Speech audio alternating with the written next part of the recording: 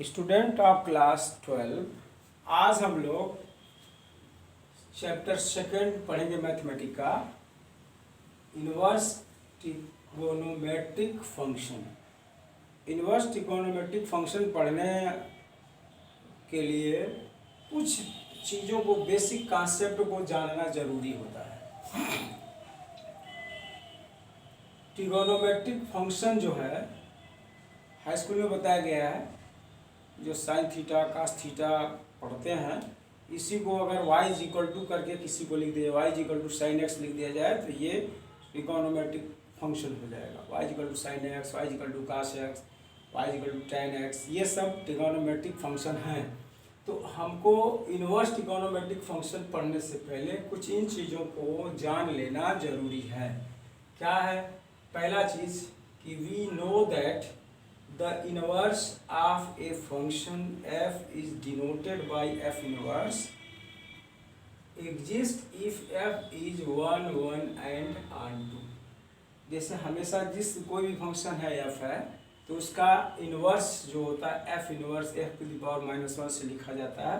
तो हमें जानते हैं कि कोई भी फंक्शन है, वी नो दैट किसी भी फंक्शन का इनवर्स, किसी फंक्शन f का इनवर्स f इनवर्स से डिनोट किया जाता है। और ये एग्जिस्ट तब करता है जब हमारा फंक्शन f 1 1 और ऑन टू हो। इसको पिछले चैप्टर में जो फंक्शन का चैप्टर था वहाँ बताया गया कि कोई भी फंक्शन अगर f है और वह 1 1 ऑन टू है तो उसका f inverse of that function मतलब f इनवर्स एग्जिस्ट करेगा। ये आपका कॉन्सेप्ट होना चाहिए कि जिस चीज़ को ट्रिगोनोमेट्रिक फंक्शन लिया जाए और ट्रिगोनोमेट्रिक फंक्शन का अगर कोई ट्रिगोनोमेट्रिक फंक्शन 1 1 ऑन टू हो जाए तो वह उसका इनवर्स एग्जिस्ट करेगा इस लाइन के अनुसार। तो पहले इसको हम बेसिक कॉन्सेप्ट फंक्शन का ये जानें कि अगर कोई भी फंक्शन f है तो उसका इनवर्स f इनवर्स से डिनोट किया जाता है और ये तभी एग्जिस्ट करता है जब फंक्शन f 1 1 और ऑन टू हो। पहला चीज़। दूसरा चीज़ है trigonometric functions are not 1 1 and onto over their natural domains and the range, and hence their inverse do not exist। Condition यही है कि जो भी हम ट्रिगोनोमेट्रिकल फंक्शन लेते हैं उनका वो जो डोमेन ले लिया जाता है, जो डोमेन और रेंज लिया जाए तो उनके natural domain, natural range, natural domain आपका पूरा रियल नंबर हो सकता है, उसमें से कुछ कम हो सकता है, कुछ ज़्यादा हो सकता है। उसके बाद उस x की वैल्यू को उस फंक्शन में रखने पर जो y की वैल्यू मिलेगी वो रेंज होगा। तो ये देखा गया है कि किसी भी ट्रिगोनोमेट्रिकल फंक्शन का अलग अलग वैल्यू लिया जाए तो वो जो है 1 1 ऑन टू सारे डोमेन और सारे रेंज के लिए नहीं होता है।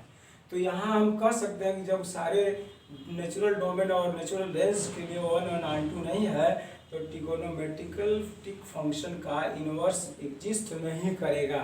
तो इसका मतलब इस चैप्टर की पढ़ाई खत्म,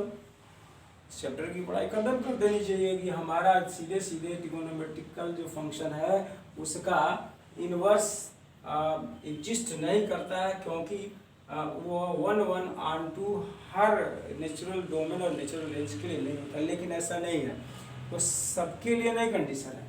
उस ट्रिगोनोमेट्रिकल फंक्शन के लिए एक सर्टेन डोमेन कंसिडर करें और सर्टेन रेंज उसका लें तो उस सर्टेन डोमेन और सर्टेन रेंज में ट्रिगोनोमेट्रिकल फंक्शन 1 1 ऑन टू होता है। इसलिए उसका उस सर्टेन डोमेन और सर्टेन रेंज में इनवर्स एग्जिस्ट करता है। तीसरे लाइन में लिखा है, but trigonometric functions are 1 1 and onto in certain domain and range so far that certain domain and range their inverse exist।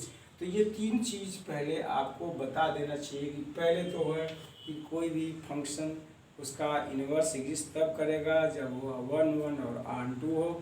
Trigonometric functions जो भी होते हैं उसके सारे नेचुरल डोमेन और नेचुरल रेंज के लिए वो 1 1 ऑन टू नहीं होते हैं, इसलिए उनका हर डोमेन और हर रेंज के लिए इन्वर्स एग्जिस्ट नहीं करता है, लेकिन ये ट्रिगोनोमेट्रिक फंक्शन सर्टेन रेंज और डोमेन के लिए 1 1 ऑन 2 होता है, और जिस रेंज और डोमेन में ये 1 1 ऑन 2 होगा उस डोमेन और रेंज में इसका इन्वर्स एग्जिस्ट करेगा।